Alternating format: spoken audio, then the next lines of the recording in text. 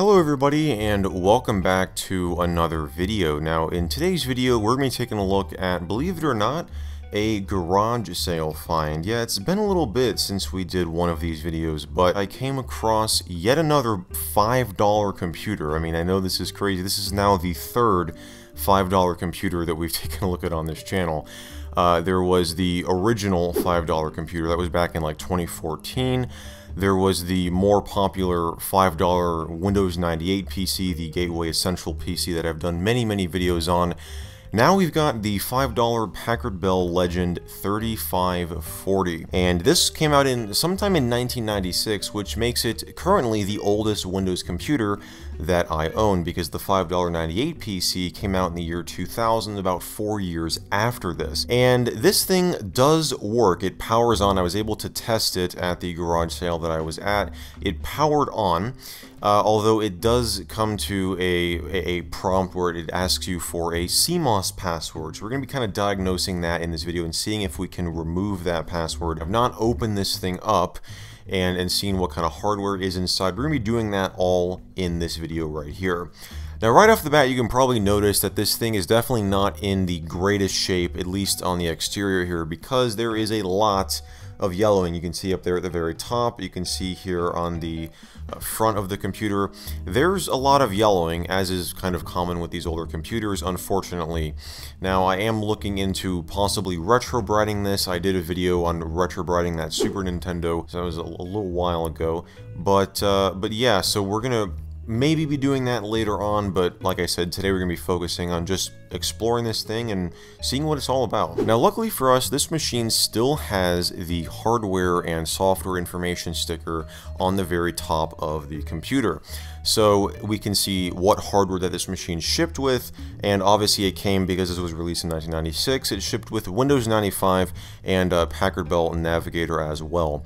On the hardware side of things, we have, this computer at least shipped with a 100 MHz Intel Pentium processor, 1 GB of hard drive space, and 8 MB of RAM. And in addition to Navigator and Windows 95, we also, it came with Prodigy, America Online, and CompuServe pre-installed, and 1 year of on-site service included, so that's actually pretty awesome. And you see, as we pan up here, the yellowing gets progressively worse, and on the left side here, and I believe on the right side as well, it is completely yellowed. It was sitting next to a keyboard and mouse. Unfortunately, they were not Packard Bell accessories. I believe it was like a Gateway 2000 keyboard and a Logitech or like a Microsoft mouse, something like that. They were not Packard Bell accessories, and they were in pretty poor shape too. The keyboard looked disgusting. It was completely yellowed. There was stuff all in between the keys, like dirt and grime and stuff. Oh, it was really bad. And the mouse was all yellowed as well. So I knew I didn't have to get those because I've got working hardware, or well, accessories that I know work and that are in much better physical shape than what they had there. But I was happy with the price, and I was happy that it turned on. So let's go ahead and open up this thing and see what hardware that we got inside. So I've got my trusty iFixit driver kit here. Obviously we don't need all of these because thankfully Packard Bell, as most other computer manufacturers did at the time, and will still do for the most part, they use Phillips screws, so we just have to unscrew these here. And we don't have to unscrew, we just have to unscrew obviously the ones that are holding the top case into, or that are, well, securing the top case to the rest of the machine. Now, when I saw this, I was really interested because at first glance it looked like this machine had never been opened before, because this right here is the warranty seal sticker, because this would indicate that the machine has never been opened, and it looked like that it had never been opened at first. But then I looked to the left here and I noticed obviously this sound card, or this MIDI card in here, that's, I don't believe, is factory with this Packard Bell. And we have this this bay here that is open. There's no metal bracket that is in there, so it's just wide open, which is typically not common as well. And sure enough, if you kind of peel, because you can see this is already peeling off, and if you peel it back enough, you can see that the actual seal has been broken. And there was also, when I was looking at the screws, one of these screws does not appear to be the original screws, because it is a slightly different size. So yeah, but we got these 3 screws, and then I believe the entire back just pops off just like that. So we'll move that QA sticker out of the way, and we will take off the top of this Packard Bell. And man, this is really heavy. A big sheet of metal in here that is right behind the plastic. So there you go. Alright, so welcome to free cam mode here. I had to take the camera off the tripod to show you just what we got in here because, well, this has definitely not been open in a while because we got a few dead bugs in here. You can see there's one over there in the corner. There's one right underneath this this IDE cable here. There you go. So that's absolutely wonderful. This fan here is definitely, it's got like some dirt all around it there. Doesn't look too terrible, but oh yeah, underneath there though, yeah, this definitely needs to be cleaned. But there is, I mean, there is still a hard drive in here, so they did not remove the hard drive. Hopefully they wipe their data, but judging from the CMOS password that was still on this computer, my guess is they didn't really do anything. They probably just sold it as is. And yeah, so there is a floppy disk drive and a CD drive, if you did not see from the front there, and they are both plugged in, obviously, so that is a very good sign. Here's the power supply back here. One thing that I did before, well, the only cleaning that I did of this, because this is the first time that I'm looking at the inside of this computer, I wanted to save it for on video to see if we found anything interesting, which we definitely did with the bugs that we have in here. But I did clean the exterior of the case to the best that I could, which was just with like a magic eraser and going around and cleaning up some of the marks that were on it. Obviously that's not going to do anything about the yellowing that we have to retrobrite that. You can see on the front here, it looks pretty good until you get to the corners here. You can see it's very, very yellowed there. And for our port selection, obviously we have the power port here on the left side. Going over to the right, we've got our printer port, our modem, we have mouse and keyboard ports, as well as our display port, our VGA port here on the right side. Now the ports themselves were kind of dirty. I did clean those up as well. You can kind of see that the VGA port here definitely looks like it has some signs of wear around it. And yes, and then yeah, once again we've got that expansion card. Now as for the RAM, it looks as if it has been upgraded in this computer because both of these RAM modules have a date of June 1999, as you can see right there, 0699.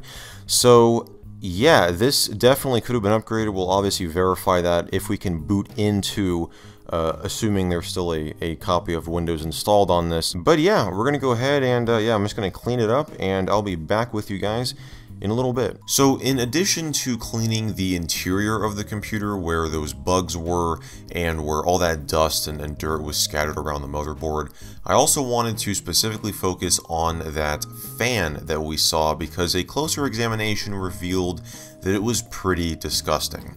So to remove that, we had to remove the front panel, which is actually in two parts. There's that gray piece along the bottom that can be removed, and then once you do that, there are 3 screws underneath that can be used to remove the rest of the front panel. You also have to do a little bit of prying up at the top to get the panel to fully come off. And once I did that, it revealed that underneath there was a lot of dirt and dust as well. And there was also some on the back of the front panel, so it was good to clean that as well. But what I did was I removed the fan from the case, just took it out entirely, unplugged it from the motherboard, and yeah, it was very disgusting. It is possible that this computer came from a smoking household, though I wasn't able to verify that 100%.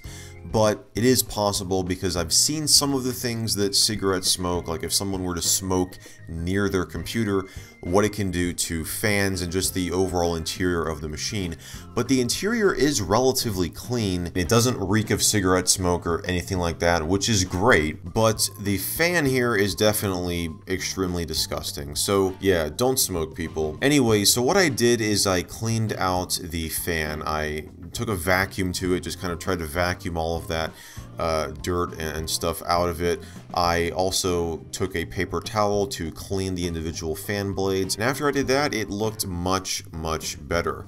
While I was at it, I also cleaned the metal piece that was behind the front panel.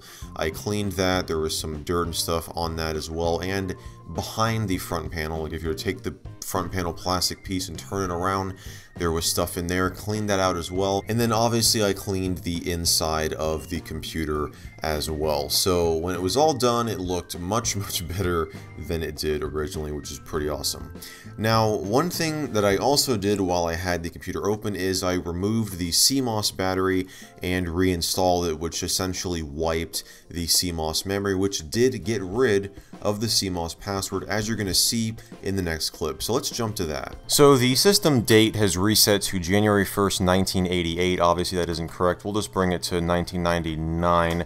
And we're going to, let's just go over to security. You can see there's no supervisor password, there's no user password. Those have both been wiped just by removing the CMOS battery, which is pretty great. And yeah, so let's go ahead and exit here. We'll save changes. And right about here is where it would ask you for the CMOS password. You can see that it doesn't do that anymore. And check it out, we're not running Windows 95, we're running Windows 98. And we're loading up Microsoft ScanDisk right here. It's probably been a while since this thing was turned on. I wonder what's going to be on here. This is going to be really interesting to see. So Microsoft ScanDisk is just about to wrap up here. We're at about 94% complete. And, oh, it jumped to 85. Did you see that? It jumped down to 85%. That was interesting. I did also check. I mean, it's kind of out of the frame right now, but the disk drive does work. You may be able to hear it opening up there. But here it is, Windows 98. Gosh, I wonder when the last time this machine was booted up. It's probably been a while because, like I said, this was sitting in the corner of a room. This was actually technically an estate sale where I got this from. It was sitting in the corner of a room, it was not plugged in. Like I said, all those accessories were with it, so it had like a keyboard and mouse. So we've got a password screen here. We should be able to press escape. Yeah, that old Windows 98 wonderful trick. You can just press escape at the login screen to bypass the password. Windows has updated your clock as a result of daylight savings time. Okie dokie. So it, kept the date from the bio, although it's 1998. I thought I set it to 1/1/99. We'll just set it to December 1999. So here we are on the desktop, and check this out. America Online version 6.0 is starting up. So right off the bat, you can see we've got America Online, an icon over here. We've got try AOL now free trial offer up here. So here is the sign-on screen for America Online version 6.0. We've got someone's screen name here. I'm going to blur that out just in case it is still used today. Just want to, respect people's privacy. What I was saying before is we have this icon says 2000 TurboTax Deluxe. I assume that's TurboTax version 2000. And then you've got 2001 down here. So this leads me to believe that this computer was probably used into the new millennium, which is pretty awesome. Yeah, 2001. We've also got WinZip, Microsoft Outlook. It looks like version maybe 2003 or 2000. Outlook 2000. Okay, so we got Outlook 2000. That obviously came out in the year 2000. We've got QuickBooks Pro. So maybe this person ran their own business because they got QuickBooks, TurboTax. We got Acrobat. Like I said, those two AOL icons. Opening up the Start menu here. We have, we've got a bunch of things pinned up here at the top. We've got Windows Update, New Office Document, Open Office Document, like from Microsoft Office 2000, AOL 6, and WinZip. Let's go into Programs here. Looks like we've got a decent amount of stuff. We've got Adobe Acrobat, America Online, obviously from the desktop, HP DeskJet 840C series, version 2.1, so that's like a printer driver and a suite of software there. Startup, we've got, so it automatically starts QuickBook Delivery Agent and Microsoft Office along with America Online, which obviously started up automatically for us. Yeah, Excel, Word, QuickBooks Pro, we've got accessories. So judging from the looks of it, I'm gonna guess that this computer was probably used in a office of some kind, maybe like a home office. Maybe this person ran their own business because we have QuickBooks Pro and TurboTax on here. So going into my computer, we can check the hard drive capacity. So it looks like this is a 4 gig hard drive. So this has been upgraded. This is not the original drive because this originally came with a 1 gigabyte hard drive. So they have upgraded to a 4 gig drive. And we can also check the amount of RAM we have installed as well, because I believe this has been upgraded. It originally came with 8 megabytes of RAM. Looks like we've got 40 megabytes of RAM. So my theory was correct. Judging from the date stickers on those RAM modules, it has been upgraded. So there you go. And let's go into let's go into the C drive here, see if there's anything else. Alright everybody, so from the documents I was able to locate on this computer, it does appear that it was used at one point in an office setting. It doesn't even seem to be a home office, it appears to be a actual office building where multiple people would go to work, because there are some documents that kind of hint to that about certain procedures that you have to follow around the office. There's nothing relating to QuickBooks or finances or anything like that, payroll on this computer. Because there is a QuickBooks installation, but there's not a actual QuickBooks document that would store, things like your employees and your payroll data and all of that information. That's not on here, so I assume this computer was probably put out of service at some point and it was replaced, and they probably just moved that data over to the new computer and I guess wiped it off of here. Because if you were going to, if they were getting this computer ready for sale, they would probably just want to wipe the entire hard drive instead of just deleting certain files on the computer. Some people, they don't wipe their hard drives when they're selling these computers, when they donate computers to thrift stores. I mean, I found one computer that had a guy's social security number in a text document and an Excel document with all of his passwords, and which it was password protected, but that could very easily be cracked by someone who wanted to take the time and resources to do it. So, as I always say, make sure if you're going to sell a computer, if you're going to donate a computer, please either wipe the hard drive, use something like DBAN to just completely wipe and destroy all the data on that drive, or just take the entire hard drive out and either physically destroy it or put it into another computer that you are using. But as I always do with these computers that I purchase from thrift stores and garage sales, I'm going to do the right thing and wipe this hard drive clean, and I'm actually going to revert it back to Windows 95 because, well, we've already got a $5 Windows 98 PC that, we've featured in many videos, so we're going to make this the $5 Windows 95 PC, or probably the $5 Packard Bell, because that just sounds a little bit nicer.